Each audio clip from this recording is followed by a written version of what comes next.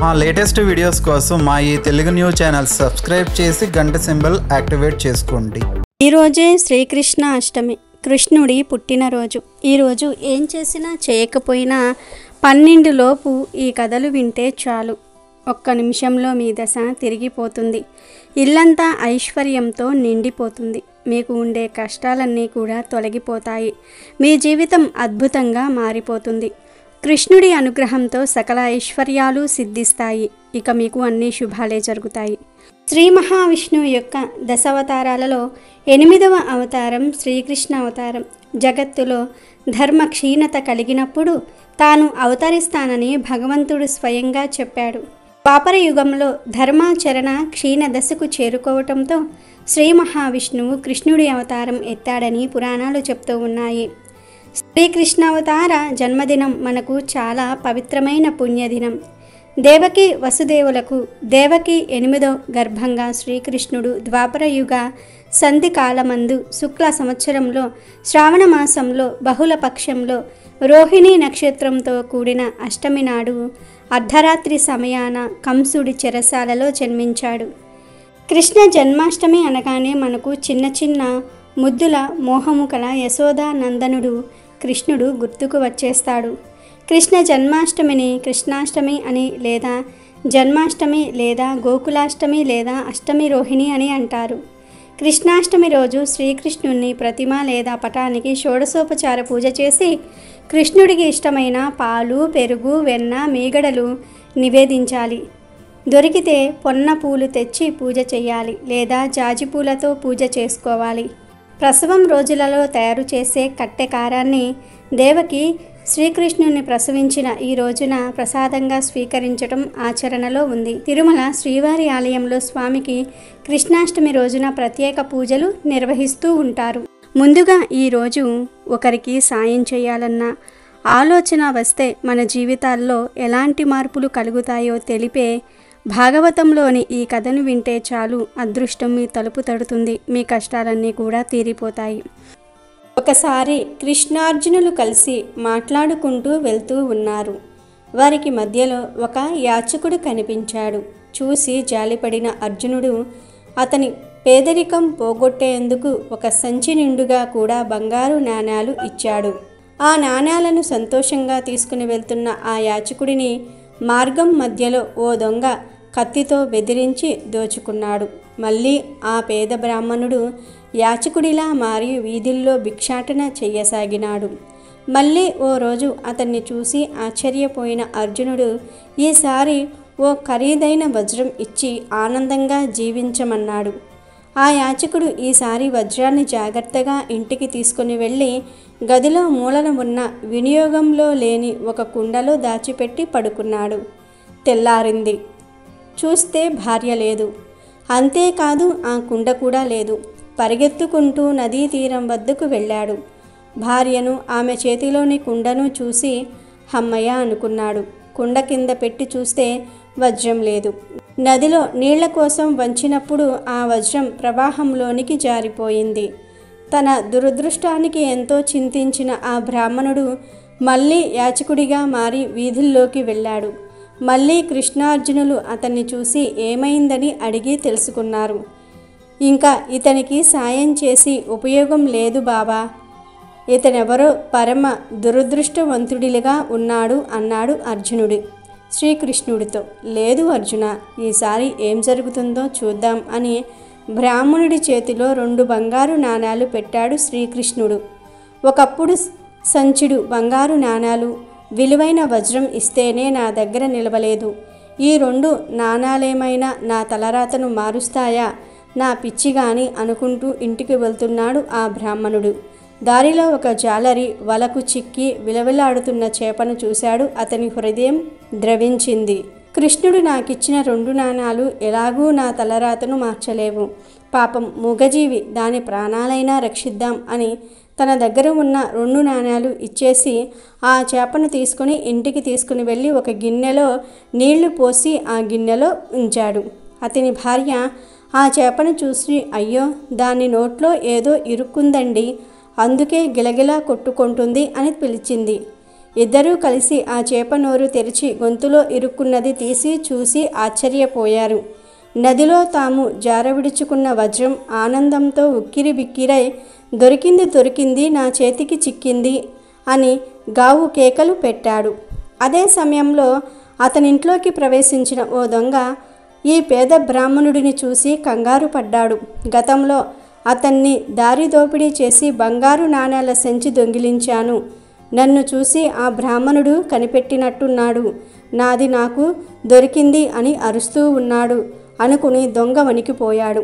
ఆ బ్రాహ్మణుడు దగ్గరికి వచ్చి, నీకు దండం పెడతాను, నీ బంగారు నాణాలు నువ్వు తీసేసుకో, నన్ను రక్షక భటులకు మాత్రం పట్టివ్వవద్దు అని ప్రాధేయపడ్డాడు. ఇప్పుడు నివ్వెరపోవటం బ్రాహ్మణుడి దంపతుల వంతయింది. తాము పోగొట్టుకున్న 2 విలువైన వస్తువులు కూడా తమకు చేరాయి. పరుగున అర్జునుడి వద్దకు వెళ్ళి కృతజ్ఞతలు చెప్పాడు. కృష్ణ, నేను ఎంతో అమూల్యమైన స్వర్ణ నాణేలు వజ్రం ఇచ్చినా అతని దశ తిరగలేదు. కానీ నీవిచ్చిన 2 నాణేలు అతని జీవితాన్ని మలుపు తిప్పాయి. ఎలా సాధ్యమయ్యింది అని ప్రశ్నించాడు అర్జునుడు. అర్జున, అతని వద్ద బంగారం వజ్రం ఉన్నప్పుడు అతను కేవలం తన అవసరాల గురించి మాత్రమే ఆలోచించాడు. అదే 2 నాణేలు ఉన్నప్పుడు మరో జీవి మంచి చెడులు, ఈతి బాధలు, కష్టసుఖాలు గురించి ఆలోచించాడు. నిజానికి అది దేవుడు చేయవలసిన పని. తను పంచుకున్నాడు. అందుకే అతని కష్టాన్ని నేను పంచుకున్నాను అని ముగించాడు శ్రీకృష్ణ పరమాత్మ. అలాగే ఈరోజు శ్రీకృష్ణుడు ఎలా జన్మించాడో, ఆయన జన్మ రహస్యం ఏమిటో తెలిపే ఈ కథను వింటే చాలు సకల శుభాలు కలుగుతాయి. ద్వాపర యుగంలో యాదవుల కులానికి ఉగ్రసేనుడు అనే ఒక ప్రముఖ నాయకుడు ఉండేవాడు. ఉగ్రసేనుడు కుమారుడు కంసుడు. ఉగ్రసేనుడికి వయసు పైబడుతూ ఉంటుంది. అత్యాశతో ఎలాగైనా అధికారం దక్కించుకోవాలనుకునే కంసుడికి తండ్రి చనిపోయే వరకు ఆగే ఓపిక కూడా లేదు. దానితో సొంత తండ్రిని చెరసాలలో పెట్టించి నాయకుడవుతాడు. అలాగే ఈశాన్య దిక్కున ఉండే జరసంధుడు అనే పరమ క్రూరుడైన చక్రవర్తితో పొత్తు పెట్టుకుంటాడు. తెలిసిన ప్రపంచాన్నంతటినీ జయించాలి అనేది జరసంధుని కల. పరమ క్రూరమైన సైనిక బలంతో జరసంధుని అధికారం చాలా వేగంగా పెరుగుతూ ఉంటుంది. ఆ సమయంలో శక్తిమంతునిగా కావడానికి అదొక్కటే మార్గం కావటంతో కంసుడు జరాసంధుడితో పొత్తు పెట్టుకుంటాడు. కంసుడికి దేవకి అనే చెల్లి ఉంటుంది. ఆమె వాసుదేవుడు అనే అతన్ని పెళ్లి చేసుకుంటుంది. వాసుదేవుడు కూడా యాదవ నాయకుడే. పెళ్లి జరిగిన తర్వాత కంసుడు తన రథంలో ఈ కొత్త జంటను తీసుకుని వెళ్తూ ఉండగా ఆకాశం నుండి ఆకాశవాణి, ఓ ఈ కంస, నీ చెల్లెలి పెళ్లి తర్వాత ఎంతో సంతోషంతో నువ్వు ఆమెను తీసుకువెళ్తూ ఉన్నావు. ఈ చెల్లెలకు పుట్టే 8వ సంతానం నిన్ను చంపుతాడు. అదే నీ అంతం అని చెప్తుంది. ఆకాశవాణి మాటలు వినగానే కంసుడు కోపోద్రిక్తుడు అవుతాడు. ఓయ్, ఆమె 8వ కుమారుడు వచ్చి నన్ను చంపుతాడా? నేను ఆమెను ఇప్పుడే చంపేస్తాను. ఆమెకి 8వ కుమారుడు ఎలా పుడతాడో చూద్దాం అంటాడు. తన కత్తితో అక్కడికక్కడే సొంత చెల్లెలి తలను నరికేయాలి అనుకుంటాడు. పెళ్లి కొడుకు అయినటువంటి వాసుదేవుడు కంసుడితో, దయచేసి ఆమెను బ్రతకనివ్వు. ఇంత ఘోరం ఎలా చేయగలవు? ఆమె నీ చెల్లెలు. పైగా మేము ఇప్పుడే పెళ్లి చేసుకున్నాము. ఇక్కడికిక్కడే ఆమెను ఎలా నరుకుతావు అంటూ ప్రాధేయపడతాడు. అందుకు కంసుడు, ఆమె 8వ కుమారుడు నిన్ను చంపుతాడు. అటువంటిదేదీ నేను జరగనివ్వను అంటాడు. అప్పుడు వాసుదేవుడు కంసుడితో ఒక ఒప్పందం చేసుకుంటాడు. పుట్టగానే మా బిడ్డల్ని నీకు అప్పజెప్తాము. నువ్వు వాళ్లను చంపేసుకో. కానీ దయచేసి ప్రస్తుతానికి నా భార్యను వదిలేయి అంటాడు. దానికి కంసుడు కూడా ఒప్పుకుంటాడు. కానీ తన ప్రాణం, దాని భద్రత గురించి మరీ అతిగా గాబరా పడుతున్న కంసుడు తన చెల్లెల్ని ఇంకా బావను ఎప్పుడు గమనించగలిగేలాగా చెరసాలలో నిర్బంధంలో ఉంచుతాడు. కాపలాదారులను పెడతాడు. మొదటి బిడ్డ పుట్టగానే ఆ కాపలాదారులు కంసుడికి తెలియజేస్తారు. వెంటనే కంసుడు చెరసాల దగ్గరకు వస్తాడు.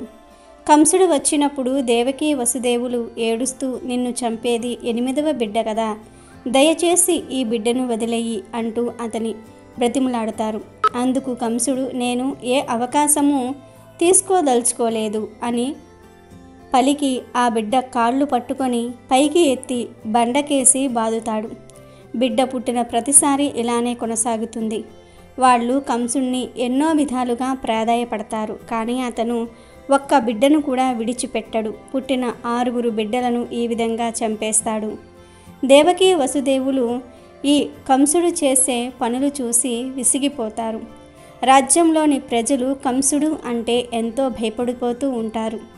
ఎప్పుడూ ఎవరో ఒకరితో గొడవ పడటం, పిల్లల్ని ఇలా చంపటం చూసి కాలక్రమేణా వాళ్ళు కూడా ఆ రాజు చేసే ఇలాంటి అకృత్యాలతో విసిగిపోతారు. మెల్లగా రాజ అంతఃపురంలోనే తిరుగుబాటు మొదలవుతుంది.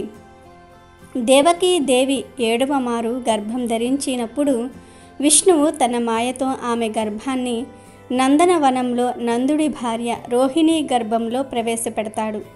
ఈ గర్భం వల్ల రోహిణికి బలరాముడు జన్మిస్తాడు. చెరసాలలో దేవకికి గర్భస్రావం అయిందని అనుకుంటారు అందరూ. కొన్ని రోజులకు దేవకీ దేవి 8వ మారు గర్భం ధరిస్తుంది. 8వ బిడ్డ పుట్టబోతూ ఉన్నాడు అనగానే కంసుడిలో అసలైన కంగారు మొదలవుతుంది. ఎన్ని రోజులుగా వాళ్ళు చెరసాలలో నిర్బంధనలో ఉన్నారు. కానీ ఇప్పుడు అతను వాసుదేవుకి సంకెళ్ళు వేయించి దేవకిని చెరసాలలో బంధిస్తాడు. వారికి శ్రావణ పౌర్ణమి తర్వాత బహుళపక్షంలో 8వ రోజున ఒక బిడ్డడు పుడతాడు. ఆ రాత్రి ఒక్కటే ఉరుములతో కుండపోతూ వర్షం కురుస్తుంది. ఏదైనా అవుతుందేమోనని కంసుడు ఎవ్వరినీ కూడా ఆ చెరసాలలోనికి వెళ్ళనిచ్చేవాడు కాదు. అతను తనకు బంధువైన పూతన అనే ఒక నమ్మకస్తురాల్ని మంత్రసానిగా నియమిస్తాడు. వారి ప్రణాళిక ఏమిటంటే బాగా గమనిస్తూ బిడ్డ పుట్టగానే ఆ బిడ్డను కంసుడికి అప్పజెప్తే కంసుడు ఆ బిడ్డను చంపాలన్నదే వారి ప్రణాళిక. దేవకికి పురిటి నొప్పులు వస్తూ ఉండేవి, ఆగిపోతూ ఉండేవి, వస్తూ ఉండేవి, ఆగిపోతూ ఉండేవి. పూతన చాలా సమయం వేచి చూస్తుంది. అయినా ప్రసవం జరగదు. ఇంటికి వెళ్ళి వద్దాము అనుకుని రాత్రి సమయంలో బయటికి వెళ్తుంది. కానీ ఆమె ఇంటికి వెళ్ళేసరికి ఉన్నట్టుండి భారీ వర్షం పడుతుంది. వీధులన్నీ కూడా వరద నీటితో నిండిపోతాయి. ఆ పరిస్థితులలో పూతన తిరిగి చెరసాలకు వెళ్ళలేకపోతుంది. సరిగ్గా అప్పుడే ఒక మగబిడ్డ పుడతాడు. అద్భుతం జరిగినట్టు ఆ చెరసాల తలుపులు వాటికి అవే తెరుచుకుంటాయి. భగవంతుని మాయ వలన కాపలాదారులు అందరూ కూడా మత్తు నిద్రలోనికి జారుకుంటారు. వసుదేవుని సంకెళ్ళు తెగిపోతాయి. వెంటనే వసుదేవుడు బిడ్డ పుట్టుకలో ఏదో దైవ సంకల్పం ఉన్నదని అర్థం చేసుకుంటాడు. అతను ఆ బిడ్డను తీసుకొని ఏం చేయాలో సహజంగానే తెలిసినట్లుగా యమునా నదిలోనికి నడుచుకుంటూ వెళ్తాడు. ఆ ప్రదేశమంతా కూడా వరద నీటితో పొంగి పొర్లుతూ ఉన్న ఆశ్చర్యంగా నది యువతల నుండి అవతల వరకు రేవు మాత్రం చక్కగా సునాయాసంగా నడవగలిగేలాగా నది 2గా చీలిపోతుంది. నదిని దాటి వసుదేవుడు తన స్నేహితుడైన యశోదానందనుల ఇంటికి వెళ్తాడు. యశోద సరిగ్గా అప్పుడే ఒక ఆడబిడ్డకు జన్మనిస్తుంది. ఆమెకు విపరీతమైన పురిటి నొప్పుల వల్ల స్పృహ తప్పి పడిపోయి ఉంటుంది. వాసుదేవుడు ఆ ఆడబిడ్డను తీసుకుని కృష్ణుణ్ణి ఆమె చెంతన వదిలేసి ఆ ఆడబిడ్డను తీసుకొని చెరసాలకు తిరిగి వచ్చేస్తాడు. అప్పుడు చెరసాలలో ఆడబిడ్డ ఏడుస్తుంది. కాపలాదారులు ఆ ఏడుపు విని వెళ్ళి విషయాన్ని కంసుడికి చెప్తారు. అప్పటికి పూతన తిరిగి అక్కడికి వస్తుంది. కంసుడు వచ్చి ఆ ఆడబిడ్డను చూస్తాడు. అతడికి అక్కడ ఏదో జరుగుతున్న అనుమానం వచ్చి పూతనను ఇది నిజమేనా, బిడ్డ పుట్టినప్పుడు నువ్వు ఇక్కడ ఉన్నావా అని అడుగుతాడు. పూతన ప్రాణభయంతో నేను ఉన్నాను, స్వయంగా నా కళ్ళతో నేను చూశాను అని చెప్తుంది. మరింత నమ్మిక కలగటం కోసం ఈ బిడ్డ సరిగ్గా ఇక్కడే నా కళ్ళ ముందే పుట్టింది అని చెప్తుంది. అప్పుడు దేవకి వసుదేవులు ఇది ఒక ఆడబిడ్డ, ఈ పిల్ల నిన్ను చంపలేదు, పుట్టింది మగపిల్లవాడు అయి ఉంటే అతడు నిన్ను చంపేవాడేమో, కానీ పుట్టింది ఆడబిడ్డ, దయచేసి ఈమెని వదిలిపెట్టు అంటారు. కానీ కంసుడు లేదు, నేను ఎటువంటి అవకాశము తీసుకోదలుచుకోలేదు అంటాడు. అతను బిడ్డ కాళ్ళు పట్టుకొని పైకి లేపి నేల మీదకి విసిరాలనుకుంటాడు. అతను అలా చెయ్యబోతూ ఉండగా ఆ బిడ్డ చేతుల్లో నుంచి జారి కిటికీల గుండా బయటకు వెళ్ళి కంసుని వంక చూసి నవ్వుతూ, నిన్ను చంపేవాడు మరొక చోట ఉన్నాడు అంటుంది. అప్పుడిక కంసుడికి నిజంగా అనుమానం వస్తుంది. అతను అక్కడ ఉన్న వాళ్ళందరినీ కూడా విచారిస్తాడు. కాపలాదారులు నిద్రపోయారు. పోతన బయటికి వెళ్ళింది. ఎవరు ఏమీ ఒప్పుకోవడానికి సిద్ధంగా లేరు. ఎందుకంటే వాళ్ళందరికీ వాళ్ళ ప్రాణాలు ముఖ్యం. ఇదిలా ఉండగా కృష్ణుడు గోకులంలో నాయకుడి కొడుకు అయినప్పటికీ అతను ఒక సాధారణ గోవుల కాపరిగా పెరుగుతాడు. దేవకి వసుదేవులకు అష్టమ సంతానంగా కంసుని చెరలో జన్మించిన శ్రీకృష్ణుడు వ్రేపల్లెలోని యశోదాదేవి ఒడిని చేరి అక్కడే పెరిగాడు. మధురా నగరంలో కంసుని చెరసాలలో జన్మించిన కృష్ణుడు పుట్టగానే తన తండ్రి వసుదేవునిచే వ్రేపల్లెలోని నందుని ఇంట చేరి యశోదాదేవి ముద్దుబిడ్డగా బాల్య జీవితము గడిపాడు. ఇదే శ్రీకృష్ణుని జన్మ రహస్యం. కృష్ణుడికి కుచేలుడనే బాల్య స్నేహితుడు ఒకడు ఉండేవాడు. ఇద్దరూ ఒక గురువు దగ్గరే చదువుకున్నారు. కుచేలుడు పెళ్లి చేసుకుని గుహస్థాశ్రమం గడుపుతూ ఉన్నాడు. కానీ కటిక దారిద్ర్యంతో బాధపడుతూ ఉన్నాడు. దారిద్ర్య బాధ కుచేలుడి కన్నా అతని భార్యకు కష్టంగా ఉన్నది.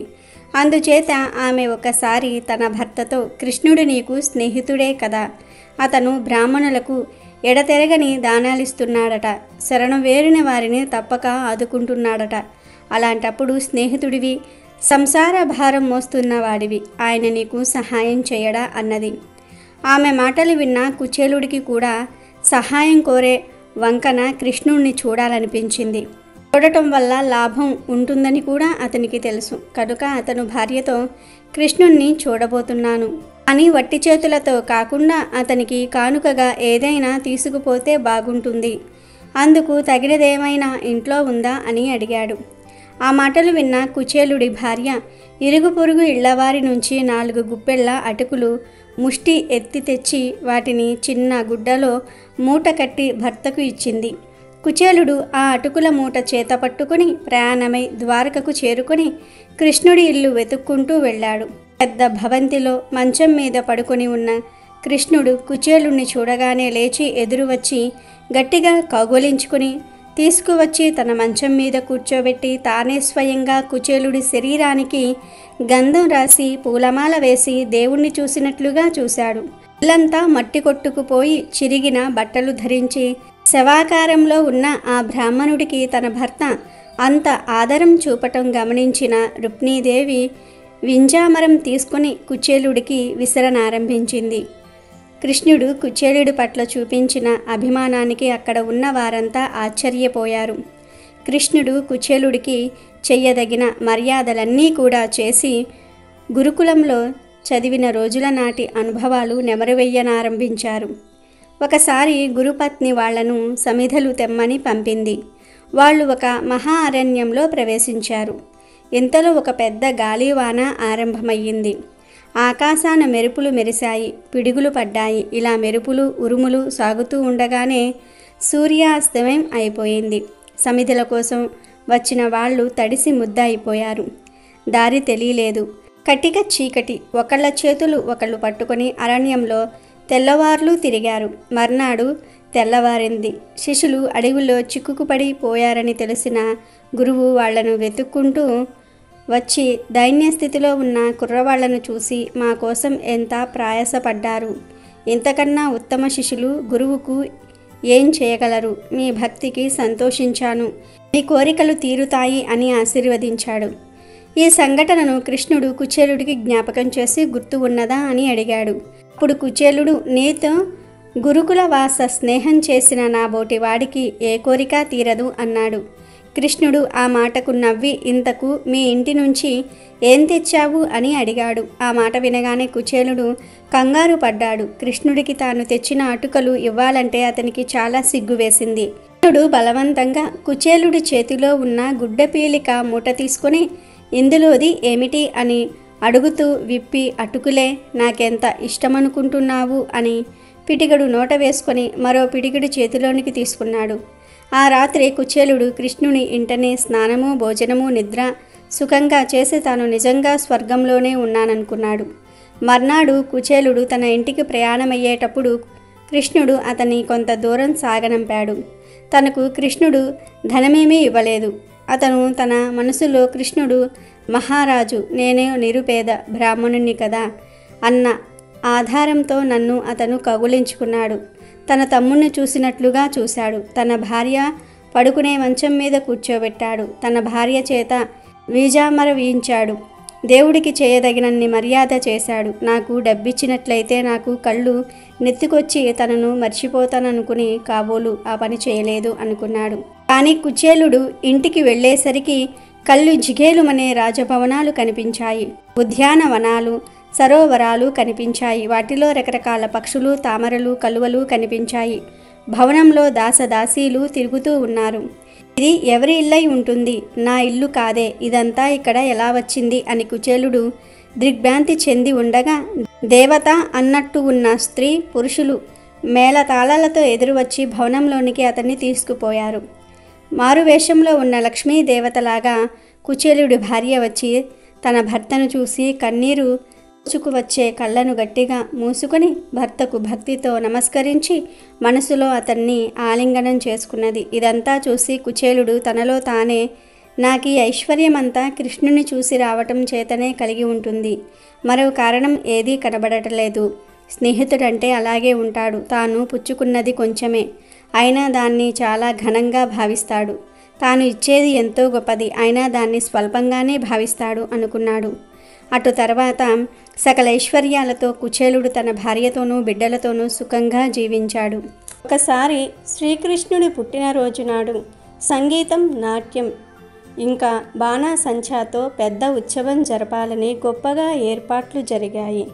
చాలామంది జనం వచ్చారు. కానీ శ్రీకృష్ణుడు మాత్రం సంబరాల్లో పాల్గొనడానికి ఇష్టపడకుండా ఇంట్లోనే కూర్చున్నాడు.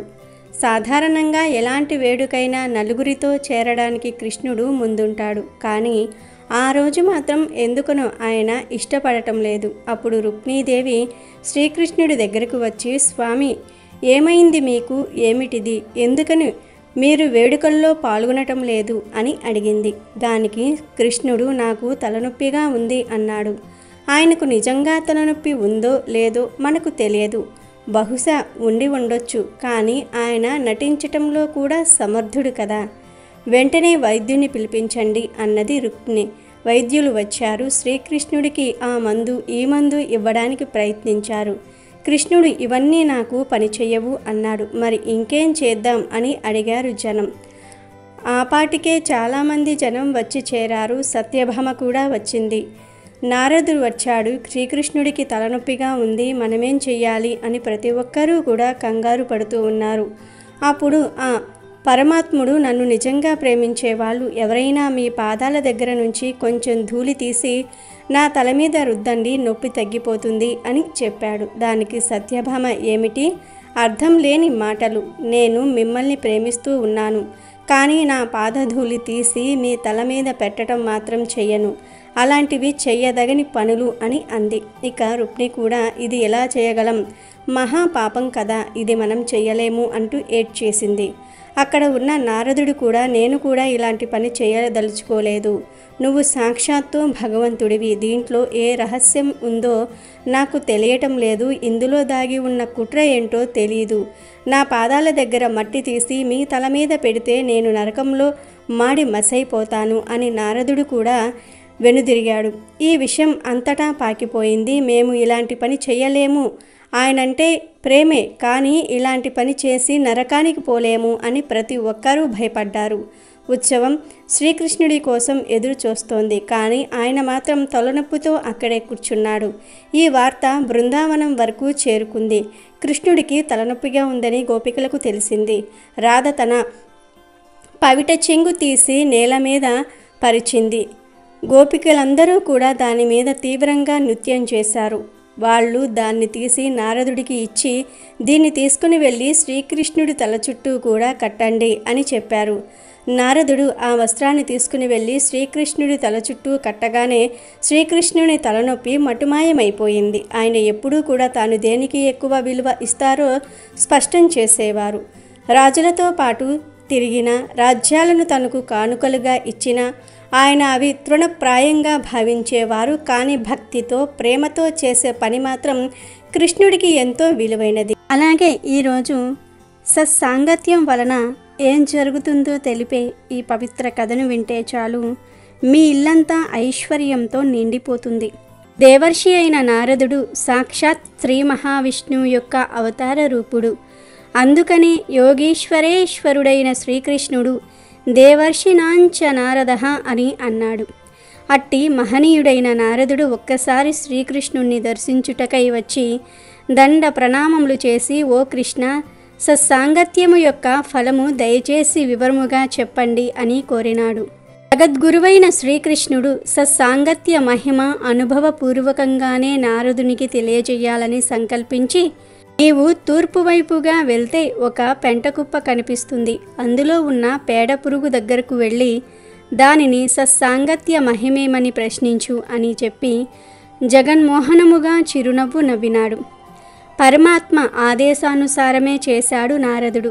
కానీ నారద మహర్షి పెంటకుప్ప దగ్గరకు వెళ్ళి అందులో ఉన్న పేడ పురుగును ప్రశ్న అడిగాడో లేదో గిలగిలలాడుతూ ప్రాణాలు విడిచింది ఆ పేడ పురుగు. ఇలా జరుగుతుందేమని దుఃఖిస్తూ శ్రీకృష్ణుడి వద్దకు తిరిగి వచ్చి జరిగిందంతా కూడా విన్నవించుకున్నాడు నారదుడు. జరిగినది విని జగన్నాటక సూత్రధారి ఇలా అన్నాడు, నారద, ఇప్పుడు పశ్చిమ దిశగా వెళ్ళు. ఒక పాడుబడిన దేవాలయము, అందులో నివసిస్తున్న పావురము కనిపిస్తాయి. నీ సందేహమును అది తీర్చగలదేమో చూడు అన్నాడు. వెంటనే బయలుదేరి పావురమును కలుసుకుని తన ప్రశ్న వేశాడు నారదుడు. ఏమి చిత్రము, ఆ కపోతము కూడా నారద మహర్షి పాదాల మీద పడి ప్రాణాలు విడిచింది. ఇది ఏమి వింత, ఇంకా ఎన్ని విధాల ఆ భగవంతుడు నన్ను పరీక్షించాలనుకుంటున్నాడో అని చింతిస్తూ శ్రీకృష్ణుడి వద్దకు తిరిగి వచ్చి జరిగినది విన్నవించుకున్నాడు నారదుడు. అప్పుడు కృష్ణుడు, అలా జరిగిందా నారద? అయితే ఈసారి ఉత్తరం దిక్కుగా వెళ్ళు. అక్కడి సంస్థానములోని మహారాజుకు చక్కని మగ శిశువు పుట్టాడు. నీ సందేహమును ఆ శిశువు తీర్చగలదు అని చెప్పి చిరునవ్వు లొలకబోశాడు నందనందనుడు. మొదటి 2 సార్లు జరిగినది తలుచుకొని కొంచెం సంకోచించాడు నారదుడు. సర్వజ్ఞుడైన స్వామి అది గమనించి, నారద, నిర్భయముగా వెళ్ళు, ఈసారి అంతా శుభమే జరుగుతుంది అని ఆశీర్వదించాడు. వెంటనే నారదుడు బయలుదేరి ఆ శిశువు వద్దకు వచ్చి, ఓ పాపాయి, మహాత్ముల సాంగత్యము వలన కలిగే ప్రయోజనం ఏమిటి అని ప్రశ్నించాడు. నారదుడు ప్రశ్నించిన మరుక్షణం ఆ పసిపాప ఒక దేవతగా మారిపోయి భగవత్స్వరూపుడైన నారదునికి యథావిధిగా ప్రణమిల్లి ఆశ్చర్యముగా చూస్తున్న నారదునితో, దేవర్షి, అలా ఆశ్చర్యపోతున్నామేమిటి? పెంట కుప్పలోనున్న పేడ పురుగును నేనే. అప్పుడు నా జన్మాంతరాల పుణ్యఫలము వలన అమోఘమైన నీ దర్శన భాగ్యము నాకు కలిగినది. మీ వంటి దివ్య పురుషుల సందర్శన మాత్రంచే నాకు పావురము యొక్క జన్మ లభించినది. ఆ జన్మలో కూడా మీ దర్శన భాగ్యము లభించుటచే రాజపుత్రునిగా జన్మించినాను. మరలా ఈ జన్మలో మీ దుర్లభ దర్శనము కలిగినందువలన నాకు దైవత్వము లభించినది. మహాత్ముల సాంగత్యము యొక్క మహిమ ఇంతటిది అని అంటూ దేవలోకానికి వెళ్ళిపోయాడు.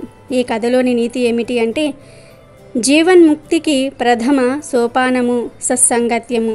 రాజకుమారుడు చెప్పినట్టు ఆ సత్సాంగత్యము పురాకృత పుణ్యము వలన కలుగును. కాబట్టి మనకు మంచి పనులు చేస్తేనే సత్పురుషుల సాంగత్యము, తద్వారా జీవముక్తి కలుగుతాయి. కనుక మనము ఎల్లప్పుడూ మంచివారితో ఉండి వారి నుండి మంచిని గ్రహించి తరించాలి. దుష్టులకు ఎల్లప్పుడూ దూరముగా ఉండాలి. పవిత్రమైన హృదయంతో సమర్పించే ఏ పదార్థమైనను సరే భగవంతుడు తప్పక స్వీకరిస్తాడు.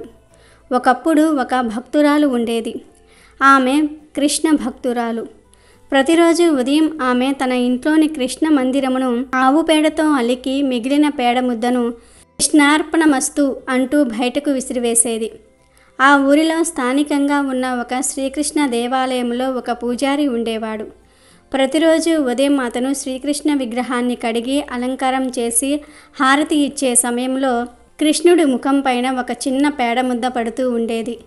ఈ వింత విషయం అతనిని చాలా కలవరపెట్టడం వలన అతను ఊరి పెద్దలకు తెలియపరిచాడు. పెద్దలంతా కూడా ఈ విధంగా కృష్ణుడి ముఖం పైన పేడముద్ద పడడాన్ని గ్రహించారు. ఆ సమయంలో పేడముద్ద విసురుతున్న వారెవరో గమనించమని కొంతమందిని రహస్యంగా పంపించారు. ఒక బృందం వారు ఒక వీధిలో ఒకానొక స్త్రీ కృష్ణార్పణమస్తు అంటూ ఇంటి బయటకు పేడముద్దను విసిరివేస్తూ ఉండటం గమనించారు. సరిగ్గా ఆమె అలా పేడముద్ద ఇంటి బయటకు విసురుతున్న సమయంలోనే కృష్ణుడి ముఖం పైన పేడముద్ద పడుతున్నది. ఏ పదార్థమును సమర్పిస్తున్నామన్న విషయంలో భగవంతుడికి నిమిత్తం లేదు. పవిత్రమైన హృదయంతో ఏది సమర్పించినా భగవంతుడు తప్పక స్వీకరిస్తాడు. భగవంతుడి దృష్టిలో మంచి చెడు అన్న భేదం లేదు. కృష్ణార్పణం అంటూ హృదయపూర్వకంగా పవిత్రంగా ఆ స్త్రీ పేడముద్దను సమర్పించటం వలన కృష్ణ విగ్రహానికి అది చేరుతున్నది. ఇది తెలుసుకున్న గ్రామ పెద్దలు ఆ స్త్రీ వద్దకు వెళ్ళి ఆ విధంగా పేడముద్దను శ్రీకృష్ణుడికి సమర్పిస్తున్నందుకు ఆమెను చాలా నిందించారు. ఆమె ఇంటి బయటకు విసురుతున్న పేడముద్ద గుడిలోని శ్రీకృష్ణుని విగ్రహం ముఖం మీద ఎలా పడుతున్నదో వాళ్ళు అర్థం చేసుకునే ప్రయత్నం చేయలేదు. పేడముద్దను మాత్రమే వాళ్ళు చూశారు, కానీ దాని వెనుక ఉన్న ఆమె భక్తి గాఢతను వాళ్ళు తెలుసుకోలేకపోయారు. భక్తుల చర్యలను, వారి మార్గములను అందరూ అర్థం చేసుకోలేరు. గ్రామ పెద్దలు ఆ స్త్రీ భర్తను, బంధువులను పిలిచి విచారణ జరిపించారు. నా కృష్ణుడి ముఖం పైన పేడ వేసే అంత సాహసం, శక్తి నాకు లేవు. నా కృష్ణుడి కోసం నా ప్రాణమైనా సరే త్యాగం చేయడానికి సిద్ధంగా ఉన్నాను అని ఆమె ప్రాధేయపడింది. కృష్ణార్పణమస్తు అనకుండా పేడముద్దను బయటకు వెయ్యమని పెద్దలందరూ కూడా సలహా చెప్పారు. భర్త కూడా చెప్పిన మీదట ఆమె ఇలా చేయడానికి అంగీకరించింది. కానీ ఆ రోజు మొదలుకొని శ్రీకృష్ణుని ఆలయం తలుపులు తెరుచుకోవటం లేదు. పూజారి ఇతరులు ఎంత ప్రయత్నించినా లాభం లేకపోయింది. ఒక భక్తురాలి పట్ల తాము అపచారం చేశామని గుర్తించిన పెద్దలు వెళ్ళి ఆ స్త్రీని క్షమాపణ వేడుకున్నారు. తక్షణమే గుడి తలుపులు తెరుచుకున్నాయి. భక్తులు ఆచరించే మార్గాలు వారికి మాత్రమే అర్థమవుతాయి, ఇతరులకు అవి అర్థం కావు. దీనిని బట్టి మనం తెలుసుకోవాల్సింది ఏమిటంటే, అయస్కాంతం ఇనుప ముక్కలను ఆకర్షించే విధంగా భగవంతుడు భక్తులను తన వైపునకు చేర్చుకుంటాడు లేదా లాక్కుంటాడు. ఇనుమును తుప్పు పట్టి ఉంటే మాత్రం అది అయస్కాంతం వైపునకు ఆకర్షింపబడదు. అదేవిధంగా హృదయంలో ప్రేమను, పవిత్రతను నింపుకున్నప్పుడు మాత్రమే భగవంతుడు అందులో నివసించగలుగుతాడు. భగవంతుడు హృదయవాసి, కానీ అహంకారం, అసూయ, కోపము మొదలైనవి ఉంటే ఆయనను మనం దర్శించలేము. అందువల్ల ప్రతి ఒక్కరూ పవిత్రంగా, నిర్మలంగా ఉండగలిగినప్పుడు మాత్రమే మనం భగవంతుడిని గుర్తించగలుగుతున్నాము. అలాగే ఈరోజు కృష్ణుడు కలియుగం గురించి ఏం చెప్పాడో తెలిపే ఈ కథను వింటే చాలు, మీకు సకల ఐశ్వర్యాలు సిద్ధిస్తాయి. ఈ పాండవులు రాజ్యాన్ని పరిపాలిస్తున్న సమయం. అయితే రాబోవు కలియుగం ఎలా ఉండబోతుందో, ఆ కలియుగంలో మానవులు ఎలా ప్రవర్తిస్తారో అనే విషయం తెలుసుకోవాలనే కోరిక పాండవులకు కలిగింది. అప్పుడు పాండవులందరూ కలిసి శ్రీకృష్ణుని దగ్గరకు వెళ్ళి వారి మనసులో ఉన్న కోరికను చెప్పారు. అప్పుడు శ్రీకృష్ణుడు పాండవులతో ఇలా అంటాడు, నేను 5 బాణాలను అడవిలోనికి వేస్తున్నాను. మీరందరూ అడవిలో ఒక్కొక్కరు ఒక్కో వైపు వెళ్ళి 5 బాణాలను వెతికి తీసుకురండి. మీకు బాణం దగ్గర ఏదైనా కనబడితే వచ్చిన తర్వాత నాతో చెప్పండి. అప్పుడు నేను మీరు అడిగిన దానికి సమాధానం చెప్తాను అని అంటాడు. అప్పుడు పాండవులందరూ కూడా శ్రీకృష్ణుడికి నమస్కరించి బాణాలను వెతుకుతూ అడవిలోనికి బయలుదేరారు. ఆ 5 పాండవులు ఒక్కొక్కరు ఒక్కో దిశలోనికి వెళ్ళారు. మొదటిగా ధర్మరాజుకి బాణం దొరుకుతుంది. ఆ బాణం దగ్గర ఒక ఆశ్చర్యకరమైన సంఘటనను ధర్మరాజు చూస్తాడు. ధర్మరాజుకు ఒక ఏనుగు కనబడుతుంది. దానికి విచిత్రంగా 2 తొండాలు ఉంటాయి. దానిని చూసిన ధర్మరాజు ఎంతో ఆశ్చర్యపోతాడు. బాణం తీసుకుని తిరిగి కృష్ణుడి దగ్గరికి బయలుదేరతాడు. అర్జునుడికి కూడా బాణం దొరికింది. కానీ ఇంతలోనే ఒక మధుర గానం వినిపించి అటు తిరిగాడు. అప్పుడు అతనికి కూడా ఒక ఆశ్చర్యకరమైన సంఘటన కనపడింది. ఒక కోయిల మధురంగా పాడుతూ ఉంది. దాని రెక్కలపై వేదం అని రాసి ఉంది. ఆ కోయిల బ్రతికి ఉన్న ఒక కుందేలును పొడుచుకు తింటోంది. అది చూసి అర్జునుడు నివ్వెరపోయాడు. బాణం తీసుకుని తిరిగి కృష్ణుడి దగ్గరకు బయలుదేరాడు. ఇక భీముడికి కూడా బాణం దొరికిన చోట ఒక ఆశ్చర్యకరమైన సంఘటన కనపడింది. భీముడికి నిండుగా నీళ్లున్న 7 బావులు కనిపించాయి. ఆ బావుల మధ్య ఒక ఎండిపోయిన బావి కనిపించింది. నిండుగా నీళ్లు ఉన్న 7 బావుల మధ్యలో ఉన్న ఆ బావిలో నీళ్లు ఎందుకు లేవు, ఎందుకు పడలేదు అని ఆశ్చర్యపోయాడు. వెంటనే బాణం తీసుకుని తిరిగి శ్రీకృష్ణుడి దగ్గరకు బయలుదేరాడు. మరోవైపు నకులునికి కూడా బాణం దొరికిన చోట ఒక వింత సంఘటన కనబడింది. అదేమిటంటే ఒక ఆవు అప్పుడే పుట్టిన తన లేగదూడను గాయాలయ్యేంత విపరీతంగా నాకుతోంది. చుట్టూ ఉన్న జనం అది కష్టం మీద ఆవు దూడలను విడదీశారు. అది చూసి నకులునికి ఆశ్చర్యమేసింది. బాణం తీసుకుని నకులుడు కూడా వెనుదిరిగాడు. ఇక సహదేవునికి బాణం దొరికిన చోట ఒక సంఘటన కనిపించింది. అదేమిటంటే ఒక పర్వతంపై నుండి ఒక పెద్ద బండ దొర్లుతూ వస్తూ దారిలో ఉన్న చెట్లను పడవేస్తుంది. పెద్ద పెద్ద వృక్షాలు కూడా దాని వేగాన్ని ఆపలేకపోయాయి. కానీ ఆ రాయి దొర్లుతూ వచ్చి ఒక చిన్న మొక్క దగ్గర ఆగిపోయింది. అది చూసిన సహదేవునికి ఏమీ అర్థం కాలేదు. బాణం తీసుకుని కృష్ణుడి దగ్గరకు బయలుదేరాడు. తర్వాత పాండవులందరూ ఒక దగ్గర చేరి తాము చూసిన విషయాలను శ్రీకృష్ణుడికి చెప్తామని అతని దగ్గరకు బయలుదేరారు. పాండవులందరూ కలిసి శ్రీకృష్ణుని దగ్గరకు చేరి అతనికి నమస్కరించారు. అప్పుడు కృష్ణుడు పాండవులతో మీరు చూసిన విషయాలు ఏంటో చెప్పండి అని అడుగుతాడు. అప్పుడు మొదటిగా ధర్మరాజు ఇలా చెప్తాడు. శ్రీకృష్ణ, నేను బాణం దగ్గర మొట్టమొదటిసారిగా 2 తొండములు కలిగిన ఏనుగును చూశాను. దానిని చూసి నాకు చాలా ఆశ్చర్యం కలిగింది. ఇంతకు ముందెన్నడూ ఇలాంటి వింతను నేను చూడలేదు. దాని గురించి వివరించి చెప్పండి అని అడుగుతాడు. దానికి శ్రీకృష్ణుడు ధర్మరాజుతో ఇలా అంటాడు. ఓ ధర్మరాజా, నీకు కనిపించిన ఈ దృశ్యానికి కలియుగానికి సంబంధం ఉంది. కలియుగంలో మానవులు 2 ముఖాలు ఉన్నట్లుగా ప్రవర్తిస్తారు. వారు ఒకటి చెప్తారు, మరి ఒకటి చేస్తారు. వారు బయటకు ఒక విధంగా చెప్పి లోపల మనసులో మాత్రం వేరే విధంగా ఆలోచిస్తారు. కలియుగం వీరి రాజ్యమే నడుస్తుంది. మనిషి ఒక్కడే అయినా ఆలోచన మాత్రం 2 రకాలుగా చేస్తాడు. వీరితో చాలా జాగ్రత్తగా ఉండాలని చెప్తాడు. తర్వాత అర్జునుడు ఇలా అడుగుతాడు.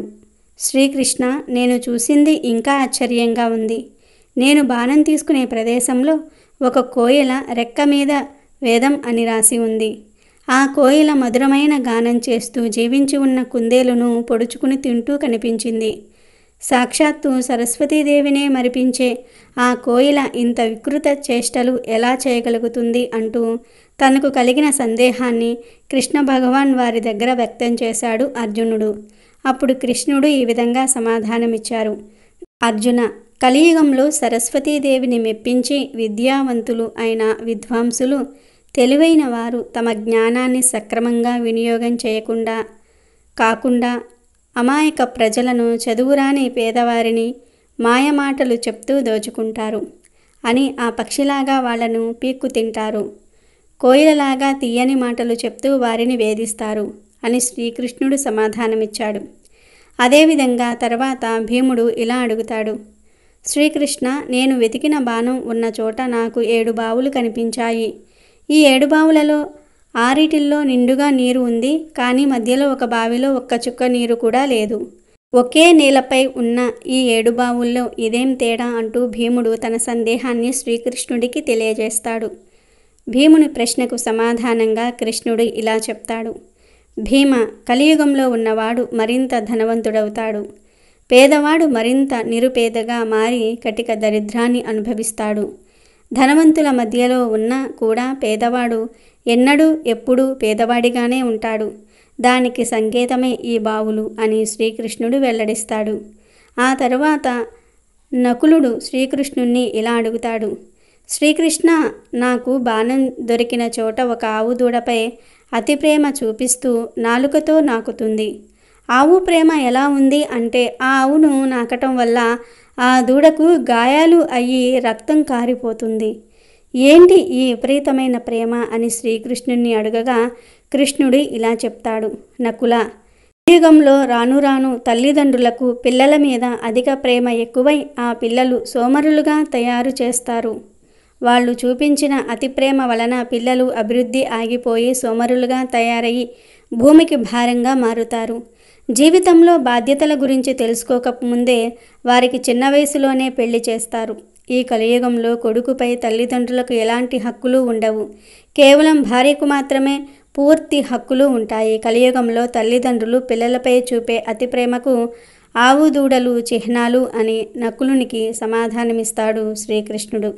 ఇక చివరివాడైన సహదేవుడు శ్రీకృష్ణుణ్ణి ఎలా అడుగుతాడు? శ్రీకృష్ణ, నాకు బాణం దొరికిన చోట ఒక పెద్ద పర్వతం నుండి ఒక భారీ బండరాయి దొర్లుకుంటూ కింద పడటం కనిపించింది. ఆ బండరాయి బరువుకు వేగానికి అడ్డు వచ్చిన పెద్ద పెద్ద వృక్షాలు సైతం నేలమట్టం అయిపోతున్నాయి. కానీ ఒక చిన్న మొక్క దగ్గరకు రాగానే ఆ బండరాయి తనంతట తాను ఆగిపోయింది. అది చూసి నేను ఆశ్చర్యానికి లోనయ్యాను. పెద్ద పెద్ద వృక్షాలకు ఆపటం సాధ్యం కాని పని ఒక చిన్న మొక్కకు ఎలా సాధ్యమైందని శ్రీకృష్ణుణ్ణి అడుగుతాడు సహదేవుడు. సహదేవుడు అడిగిన ప్రశ్నకు శ్రీకృష్ణుడు ఏ విధంగా సమాధానమిస్తాడు? సహదేవ, కలియుగంలో మానవులు విచక్షణను కోల్పోతాడు. తన పతనానికి తానే కారణమవుతాడు. మహావృక్షాలు వంటి అతని అధికార బలం, ధనబలం ఇవేమీ అతని పతనాన్ని ఆపలేవు. కానీ చిన్న మొక్క వంటి భగవంతుని నామస్మరణ మానవుడు వినాశనం కాకుండా ఎల్లప్పుడూ కాపాడుతుంది. దీనికి సంకేతమే నువ్వు చూసిన దృశ్యం అని వివరిస్తాడు. కలియుగంలో ఎవరైతే అధర్మాన్ని పాటిస్తారో వారు జాలి, దయ లేకుండా అమాయకులను పీడించుకు తింటూ వాళ్ళు మాత్రమే సుఖంగా ఉంటారు. భగవంతుణ్ణి నమ్మేవారి సంఖ్య గణనీయంగా తగ్గిపోతుంది. నాస్తికులు పుట్టకుక్కుల్లాగా పెరిగిపోతూ ఉంటారు. మనిషి ఆయుర్దాయం అనేది 16 సంవత్సరాలకు పడిపోతుంది.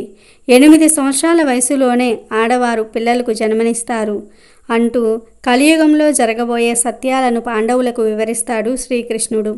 మహాభారతంలో శ్రీకృష్ణుడు చెప్పిన ఈ విషయాలు ఈ కలియుగంలో మనం చూస్తూనే ఉన్నాం. అందుకే మహాభారతాన్ని పంచమ వేదంగా చెప్తారు. మహాభారతంలో ఎన్నో జీవిత సత్యాలను తెలియజేసే విషయాలు కూడా ఉన్నాయి.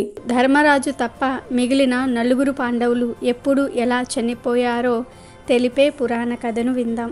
ఒకసారి ధర్మాత్ములైన పాండవులు పరమ సాధ్వి అయిన ద్రౌపదీదేవి పురోహితుడైన ద్రౌమ్యుల వారి ద్వేత వనానికి చేరి అక్కడ నివసించసాగారు.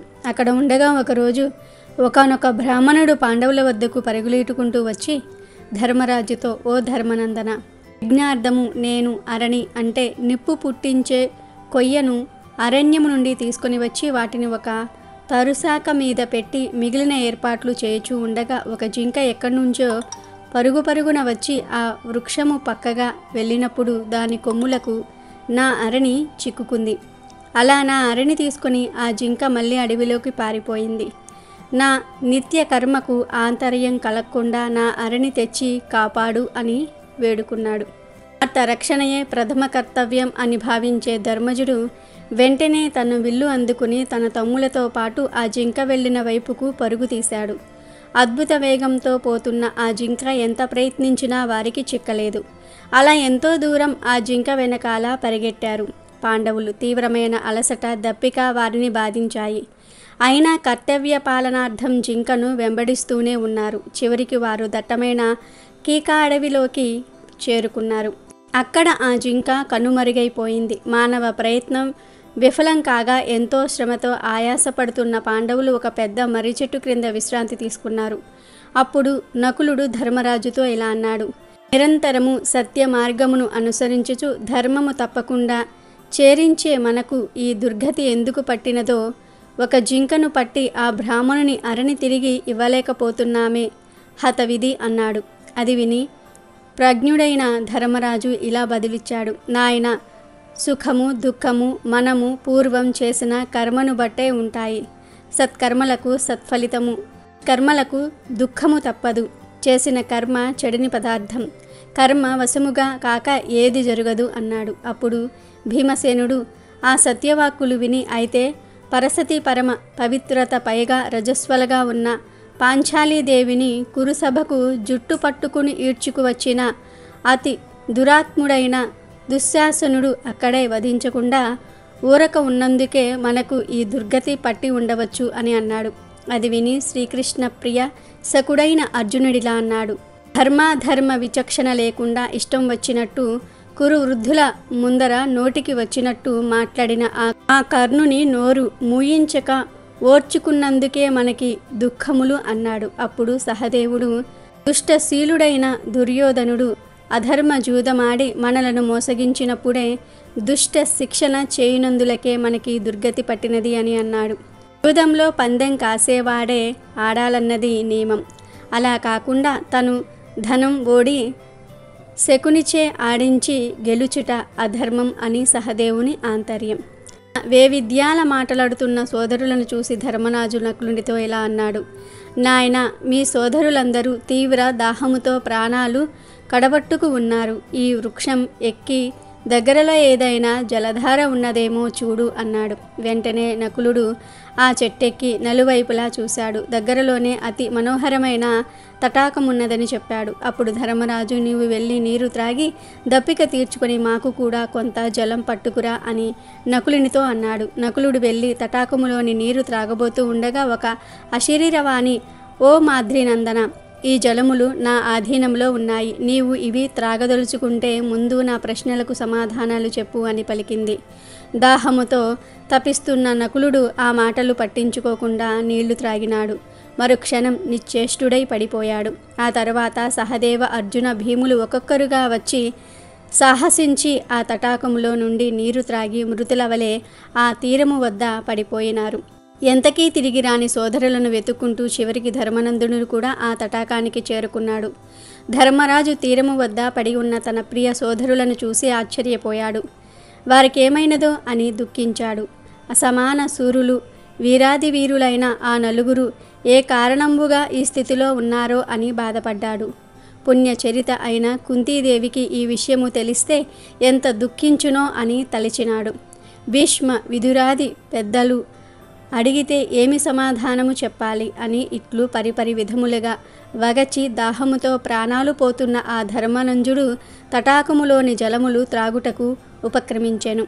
మరలా ఆ అశరీరవాణి ఇట్లనెను, నీ సోదరులు సాహసించి ఈ నీరు త్రాగి మరణించితిరి.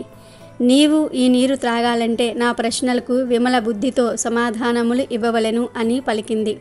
అప్పుడు ధర్మరాజు, అయ్యా, నీవు శివుడవో, అగ్నిదేవుడవో, వాయుదేవుడవో, ఇంద్రుడవో, ఇట్టి అజేయులకు ఈ స్థితిని ఇంకెవ్వరూ కలిగించగలరు.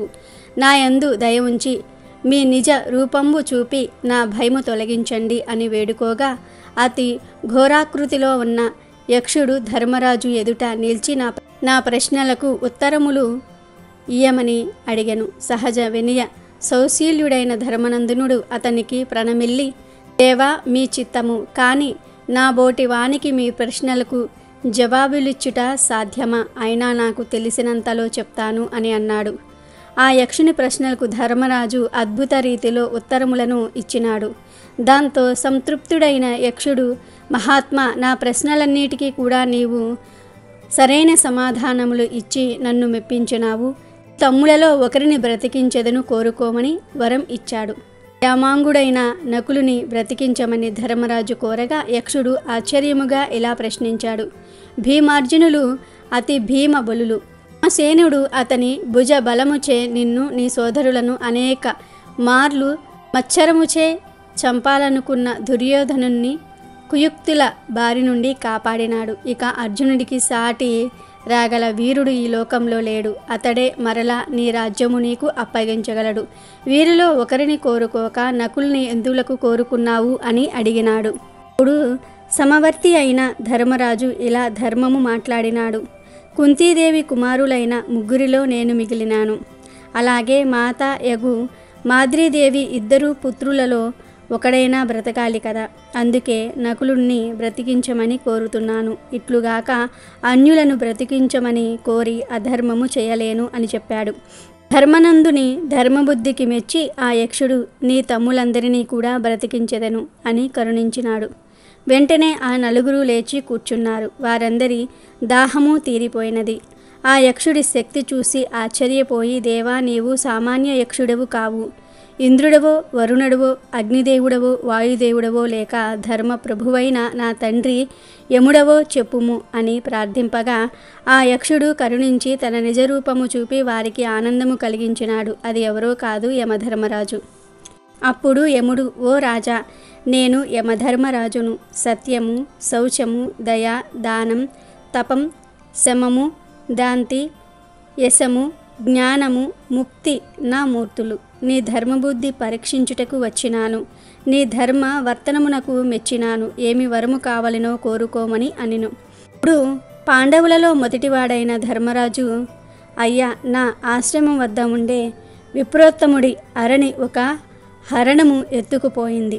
ఆ మహానీయుని నిత్య కర్మకు లోపము రాకుండా అతనికి ఆ హరణి ఇప్పించు స్వామి అని కోరినాడు.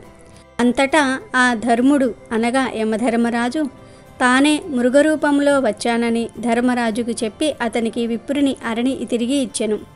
నాయన, రానున్న అజ్ఞాతవాసములో నీకు కావలసిన రూపములు నా అనుగ్రహం వల్ల కలుగుతాయి. ఇందువల్ల అసత్య దోషం కలగకుండా మీరు అజ్ఞాతవాస కాలము పూర్తి చేయగలుగుతారు. నాయన ధర్మరాజా, నీ కర్తవ్య దీక్షకు మెచ్చి ఇంకొక వరం కూడా ఇస్తున్నాను, తీసుకో అని యమధర్మరాజు అన్నాడు. అప్పుడు ధర్మనందుడు, స్వామి, నీ అనుగ్రహము కన్నా నాకు కావలసినదేమున్నది? నా మనసులో ఎప్పుడూ క్రోధ మోహాలు రాకుండా ఎల్లప్పుడూ ధర్మ మార్గాన ఉండేటట్లుగా ఆశీర్వదించండి అని కోరుకున్నాడు. అటులనే దీవించి యముడు అదృశ్యమైనాడు. పాండవులు ఆశ్రమం చేరి భూసురునకు అరణి ఇచ్చి ఆనందము పొందసాగినారు. ఈ కథలోని నీతి ఏమిటి అంటే, సజ్జనులు ఎన్నడూ ధర్మ మార్గమును వీడరు.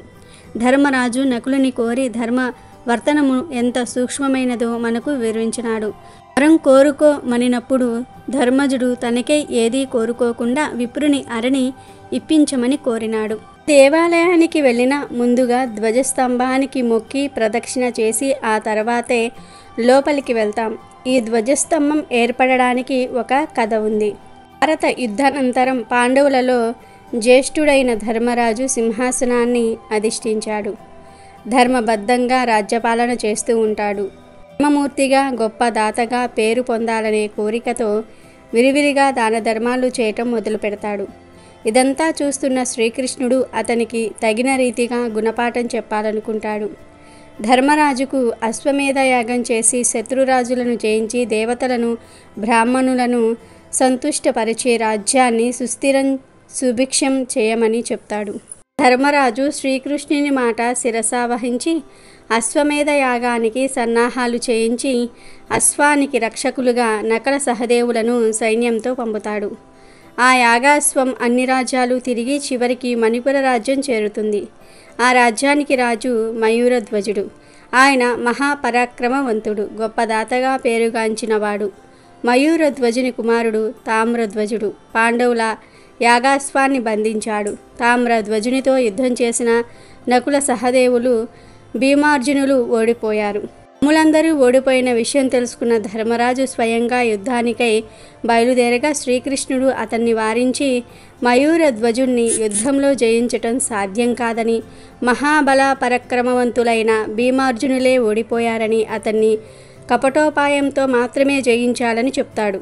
అప్పుడు శ్రీకృష్ణుడు ధర్మరాజులతో కలిసి వృద్ధ బ్రాహ్మణుల రూపంలో మణిపురం చేరుతారు. ఆ బ్రాహ్మణులను చూసిన మయూరధ్వజుడు వారికి దానం ఇవ్వదలిచి ఏమి కావాలో కోరుకోమని అడుగుతాడు.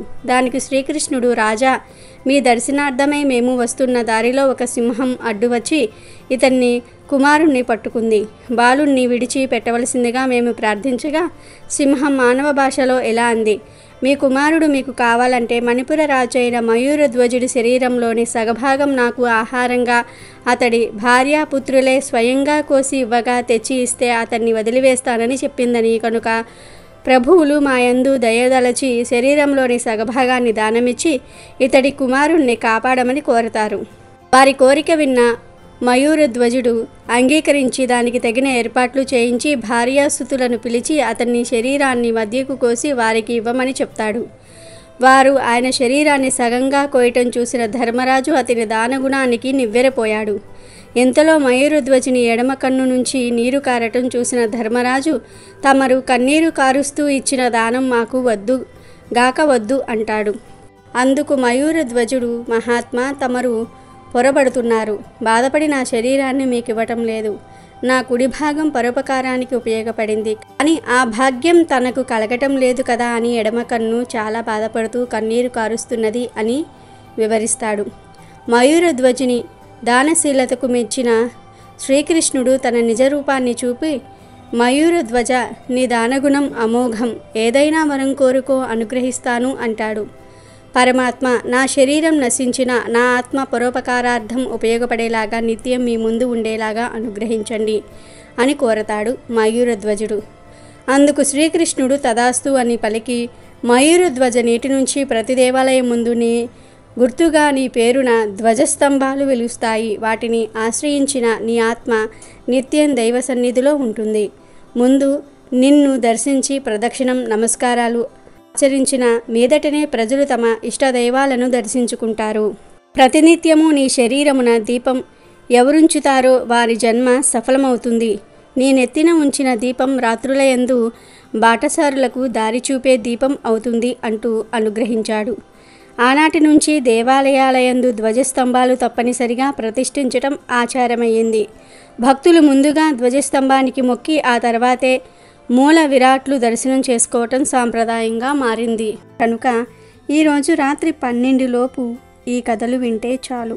ఒక్క నిమిషంలో మీ దశ తిరిగిపోతుంది. ఇల్లంతా ఐశ్వర్యంతో నిండిపోతుంది. మీకు ఉండే కష్టాలన్నీ కూడా తొలగిపోతాయి. మీ జీవితం అద్భుతంగా మారిపోతుంది. కృష్ణుడి అనుగ్రహంతో సకల ఐశ్వర్యాలు సిద్ధిస్తాయి. ఇక మీకు అన్ని శుభాలే జరుగుతాయి.